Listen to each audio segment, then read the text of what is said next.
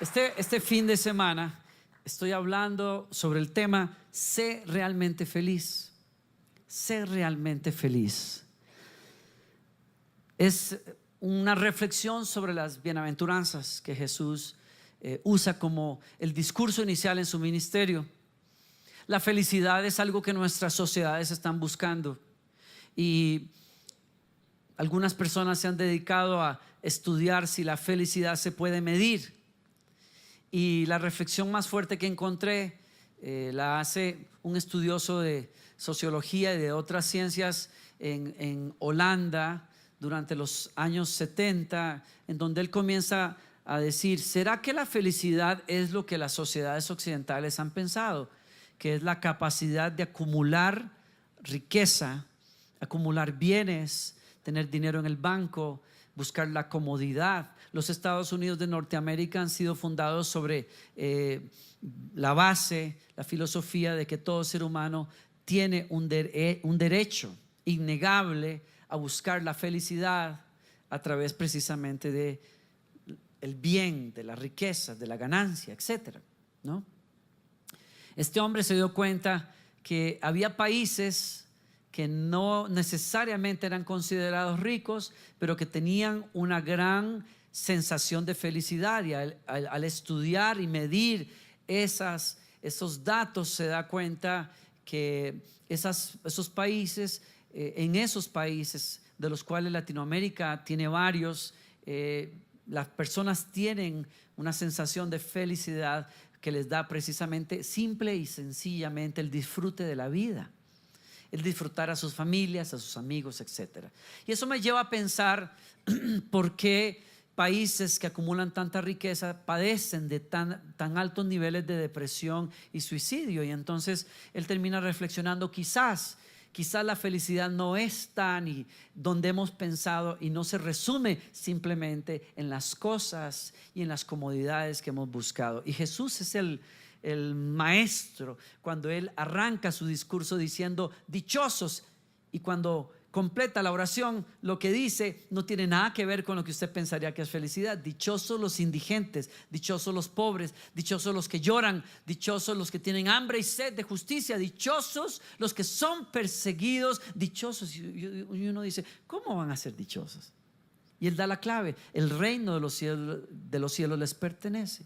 Él dice en su discurso inicial: el reino de los cielos ya vino, está entre ustedes. Y hablaba de aquellos que lo escuchaban con fe, de las personas que abrieron su corazón al Mesías, que creyeron que él era el Mesías. Y al recibir el mensaje de Jesús, recibieron lo que el reino de Dios es: el gobierno de Dios sobre mi vida, la renuncia a vivir bajo mis propios términos y mi estilo de vida, y aceptar que Dios tiene en Él mismo una vida, una dimensión de vida en donde la felicidad no está en lo que yo pueda lograr o dejar de lograr, o la ausencia de felicidad está allí, sino que está en el reino de Dios que viene a mí. Y por eso la palabra que Jesús usa es Macarios.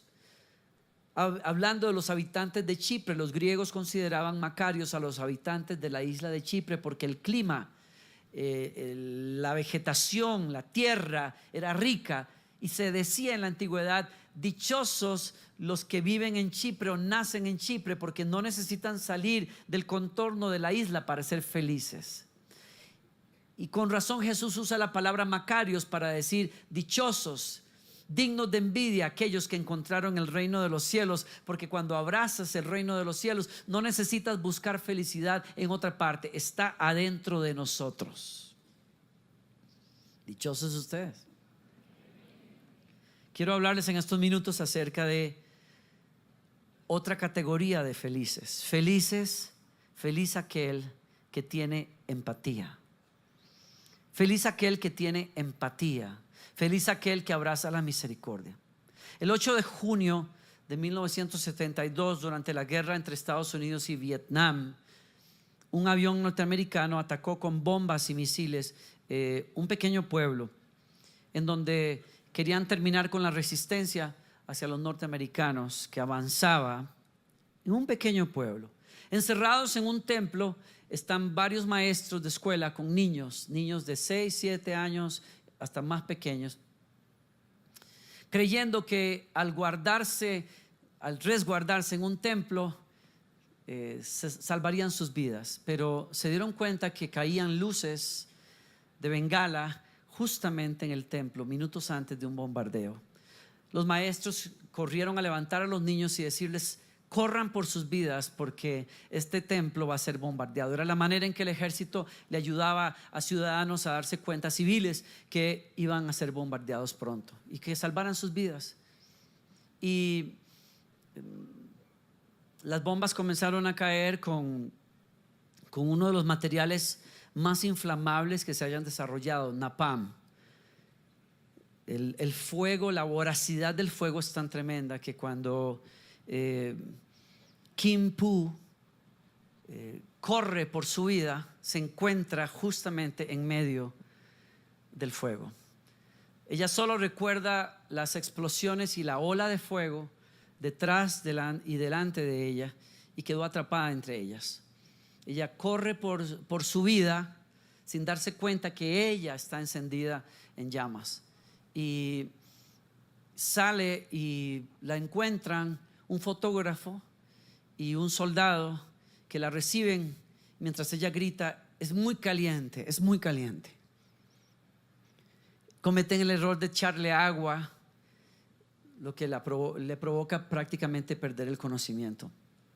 La llevaron rápido a un hospital en donde pasó los próximos 14 meses y fue sometida a 17 operaciones para tratar de salvarla y de reconstruir su cuerpo. Su vida entera está marcada por dolor, un dolor que no la deja todavía hasta el día de hoy, un dolor que la marcó para siempre. Logró superar aquello, perdió a algunos de sus familiares, su hermanito de escasos meses, en fin, fue toda una tragedia. La fotografía que se le tomó a Kim Pu recorrió el mundo entero. Ella es conocida como la niña de la fotografía, y el mundo entero entró en conciencia de lo que era la guerra de Vietnam precisamente por esa fotografía tremenda.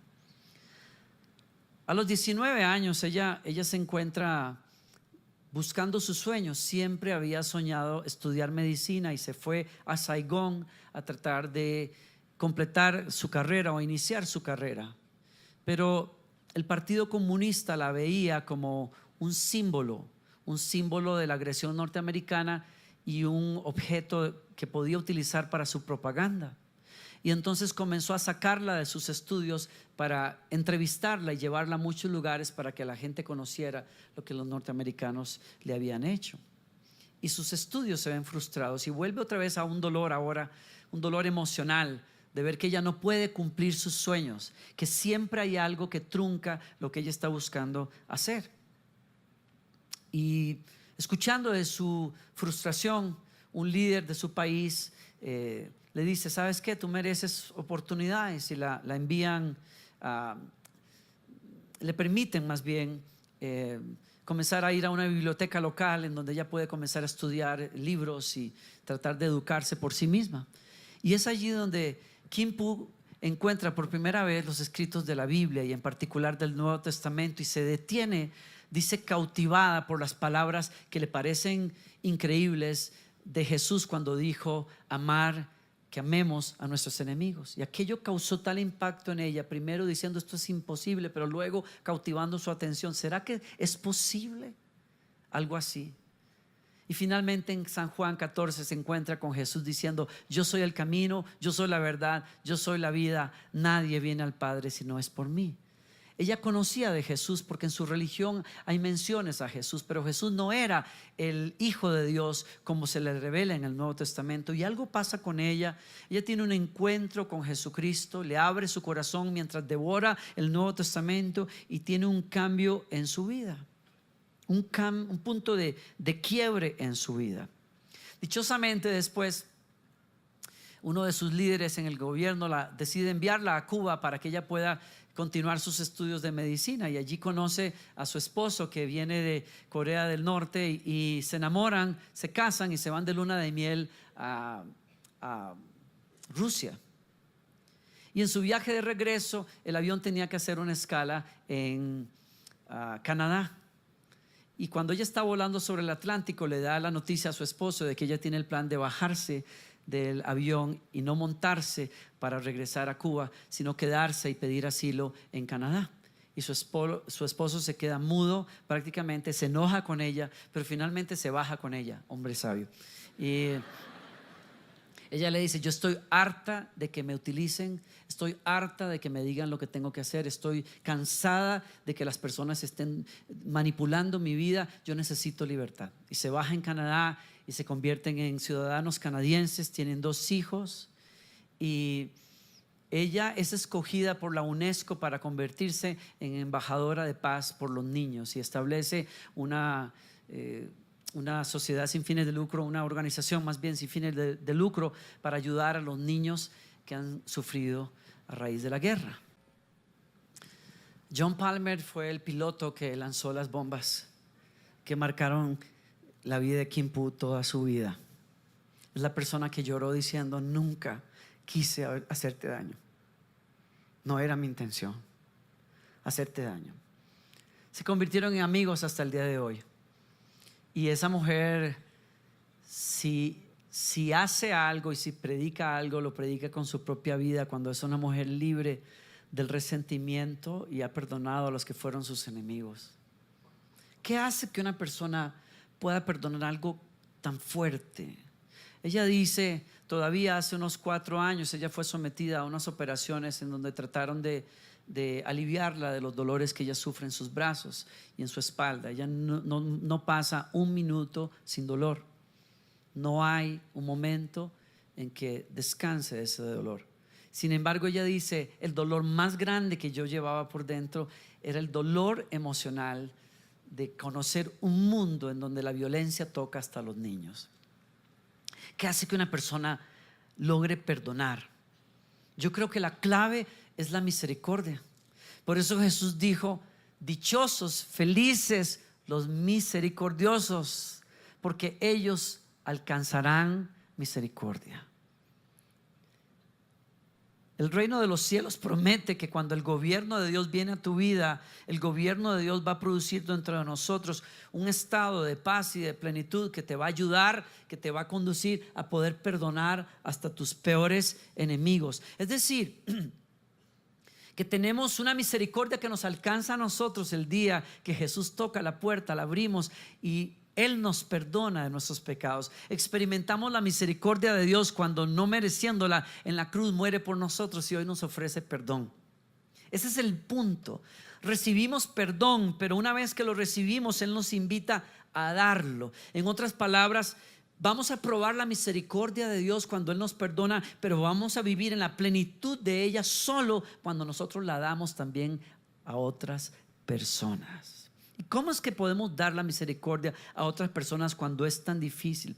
Yo creo que hay una manera en que Dios nos invita, nos envuelve con la misericordia, y es ayudándonos a identificarnos, a tener empatía en el corazón, es decir, a ponernos en el zapato de otras personas, en la situación de otras personas, a tratar de figurar cómo es estar en los zapatos de otra persona. Y hay 2 personas, creo yo, con las que Dios quiere que nos identifiquemos. La primera es Dios mismo. Dios quiere que nos pongamos en los zapatos de Él para tratar de encontrar fuerzas para tener misericordia de alguien que nos ofende. ¿Por qué? Porque Dios nos invita a que lo veamos a Él como Él es. Y Él es misericordioso. Dios ama la misericordia. Dios abraza la misericordia. Se nos dice en la Biblia que cuando Moisés tiene un encuentro con Dios, ve al Señor bajar con toda su gloria en esa montaña de Sinaí y escucha al Señor que le dice, que declara su nombre, le dice: el Señor, Dios clemente y compasivo, lento para la ira, pero grande en amor y fidelidad. Y luego dice que ama tener misericordia. En el Salmo 103, el Señor dice en el verso 8, dice: el Señor es compasivo y misericordioso, lento para enojarse y está lleno de amor inagotable. No nos reprenderá todo el tiempo, ni seguirá enojado para siempre. No nos castiga por todos nuestros pecados, no nos trata con la severidad que merecemos, pues su amor hacia los que le temen es tan inmenso como la altura de los cielos sobre la tierra. Llevó nuestros pecados tan lejos de nosotros como está el oriente del occidente. El Señor es como un padre con sus hijos, tierno y compasivo con los que le temen o los respeta. ¿Alguien le da gracias a Dios por eso? Dios te invita a que te pongas en sus zapatos. Si tú quieres parecerte a Dios, tú tienes que ver cómo es Él e imitar esa acción de Dios, que es tener misericordia de la persona que te ofende. En el Nuevo Testamento Jesús cuenta una parábola, una historia para ilustrar esta verdad, y cuenta de un rey que llama a sus siervos a cuentas, y llama en particular a uno que le debe mucho dinero. Y cuando él se da cuenta de que él no puede pagar lo que le debe a su rey, se tira al piso y le ruega: por favor, perdona mi deuda. Y el rey, movido a misericordia, lo perdona. Y sale de la presencia del rey solo para encontrarse a un amigo suyo que le debe una ínfima parte de lo que él le debía al rey, pero está tan enojado al verlo que no le paga, que lo agarra del cuello, se le tira encima y lo ahoga diciéndole: págame todo lo que me debes. Y los siervos del rey que están por ahí mirando se asustan, se sorprenden y corren con la noticia al rey, que manda llamar a este siervo y le dice: siervo malo, ingrato, si yo te perdoné una deuda tan grande, ¿quién eres tú para no perdonar a tu hermano por algo tan insignificante? Ahora te pondré en la cárcel a ti, tu esposa, tus hijos y tus posesiones, y no saldrás de la cárcel hasta que no hayas pagado el último céntimo o centavo. Y la moraleja de la lección o de la historia es: así hará Dios con ustedes si ustedes no perdonan de todo corazón a su hermano. Dios nos invita a ver quién es ese Rey de misericordia. En otras palabras, para poder tener misericordia de otros, nosotros primero tenemos que estar muy conscientes de que hemos necesitado misericordia. Yo siempre le digo a mi esposa, hace unos años le dije en una conversación muy profunda que tuvimos, le dije: Gloriana, las personas necesitamos haber experimentado una gran necesidad de misericordia para luego otorgarla. Cuando uno ha caminado con Dios y ha fallado en algún punto, uno sabe que uno está de pie el día de hoy porque Dios me extendió su misericordia. Tuve épocas en mi crecimiento en el Señor, en la iglesia, donde mi pastor me puso en una silla después de estar sirviendo, me disciplinó duramente. Recuerdo épocas también donde me llamó la atención en su escritorio, en mi adolescencia, porque yo era muy grosero con mamá. Mamá estaba criando 5 hijos sola y yo era líder en la iglesia, pero era muy grosero con ella. No le quería hacer caso. Estoy a mis 16 años quizás por ahí, y mi pastor me llama. Yo estoy pensando que me está llamando para un nuevo proyecto, y me dijo: siéntese ahí. Y yo me senté feliz de la vida, y él sacó su metralleta y comenzó a darme. Y por 5 o 10 minutos no paró. Me dijo hasta de lo que iba a morir. Nunca jamás nadie me había tratado así. Nadie, jamás. Lo único que detuvo a mi pastor de ese disparo interminable fue que rompí a llorar. Me sentí humillado, me sentí avergonzado, y comencé a decir entre sollozos: perdón. Y me dijo: pues vas a salir de acá. Yo te acepto eso, pero si yo vuelvo a saber que tú estás tratando a tu mamá así, nos vemos aquí otra vez. Le di las gracias, nunca más.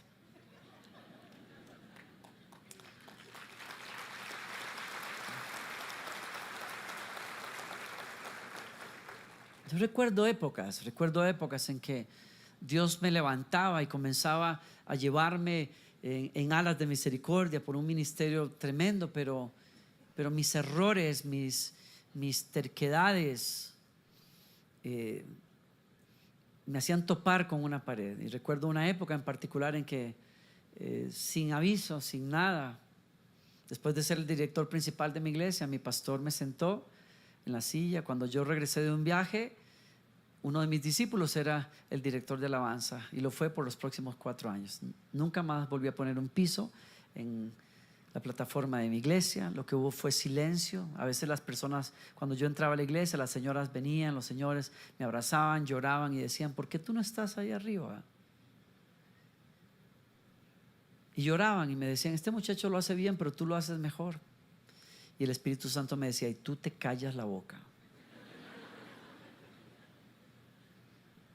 No te prestes para hacer politiquería con la iglesia. Y no entendí por mucho tiempo lo duro que fue eso, porque aparte el Espíritu Santo comenzó a moverse en mi iglesia. Y pasaron cosas que siempre soñé, como que mi iglesia comenzara a grabar discos y escribiera canciones, y yo no era parte de nada de eso. Y usted no sabe lo que se siente estar ahí sentado después de haber sido parte de un mover del Espíritu por 11 años en silencio, olvidado. Hoy yo le puedo decir gracias a Dios, porque yo sé que yo necesitaba eso. Ahora lo puedo decir.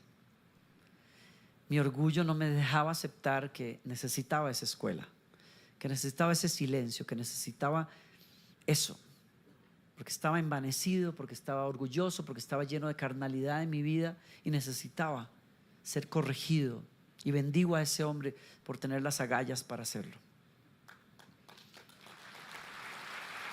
Pero ¿sabe qué?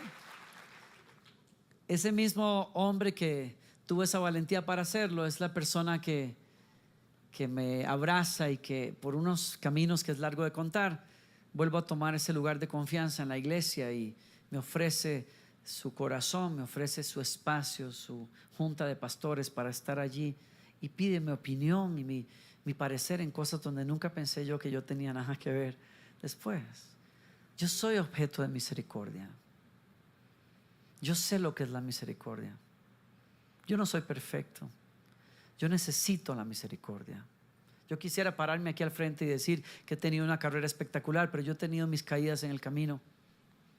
No me enorgullezco de ellas, pero me han enseñado una cosa: yo tengo misericordia de las personas cuando caen, porque yo he estado ahí.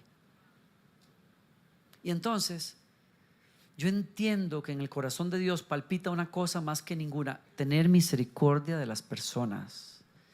Y entonces me identifico con Él y encuentro gracia para la segunda identificación, que es identificarme con mis ofensores, ponerme en los zapatos de una persona que ha ofendido, que ha cometido una falta, y saber lo que se siente.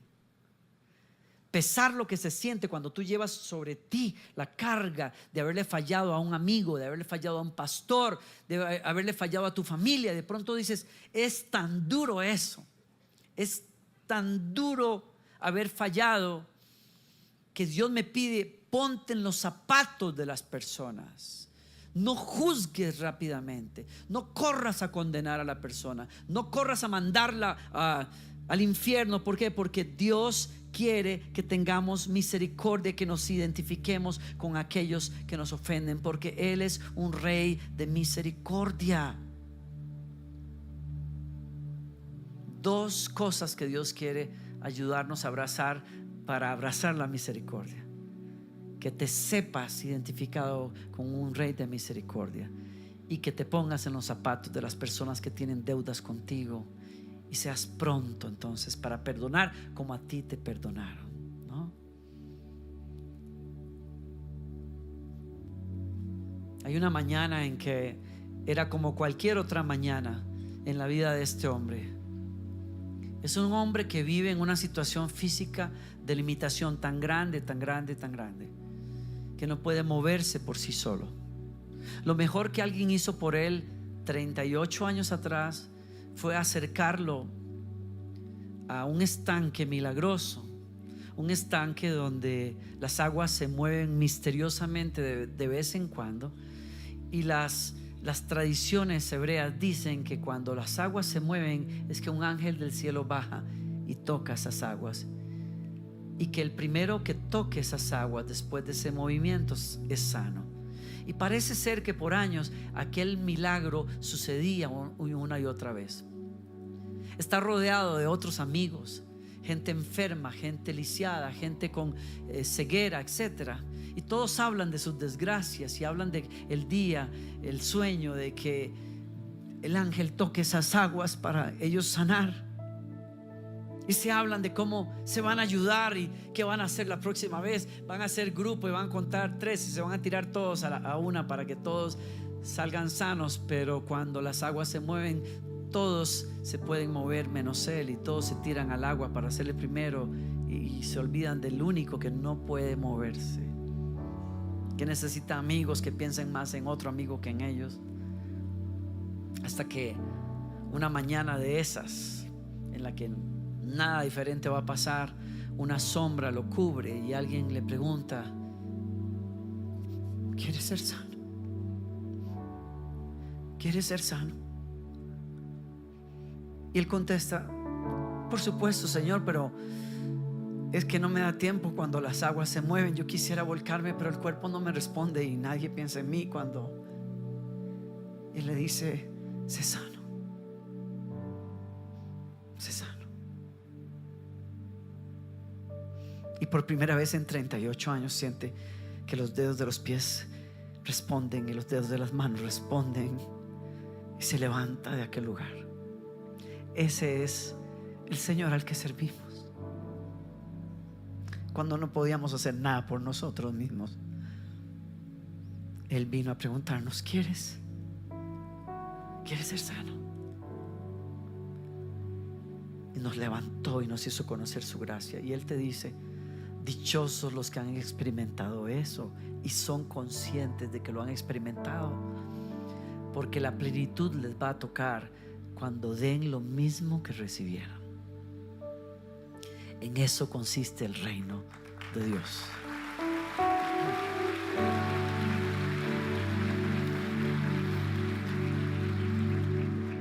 Yo te invito a que vengas conmigo en oración delante de ese Rey de misericordia ahora. Inclines tu rostro y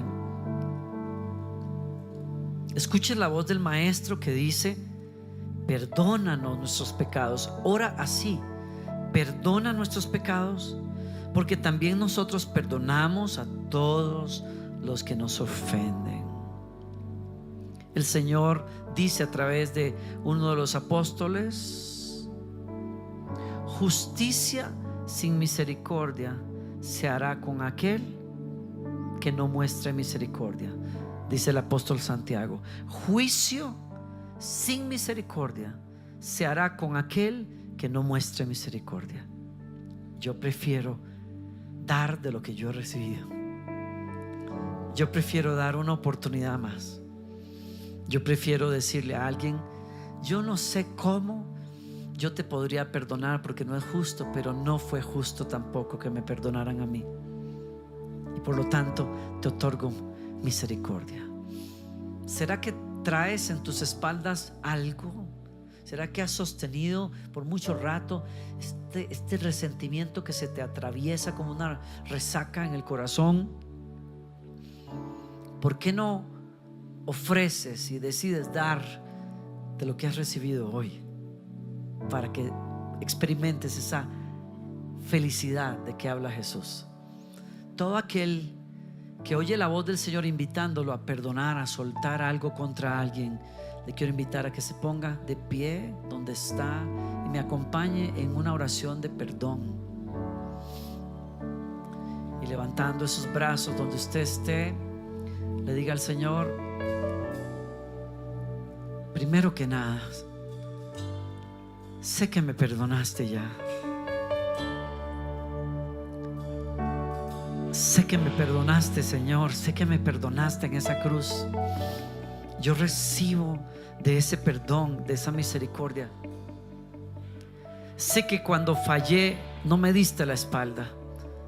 Sé que cuando te di la espalda me buscaste y me levantaste cuando estaba en el charco de mis pecados, de mi orgullo. Yo sé una cosa.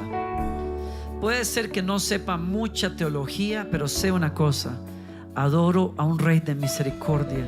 Y hoy estoy aquí solo porque tu misericordia me ha sostenido una y otra vez.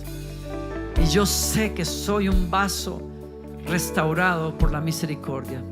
Pero hoy yo te pido perdón, Señor, porque no la he dado, porque he sostenido el perdón hacia alguien. Y hoy te pido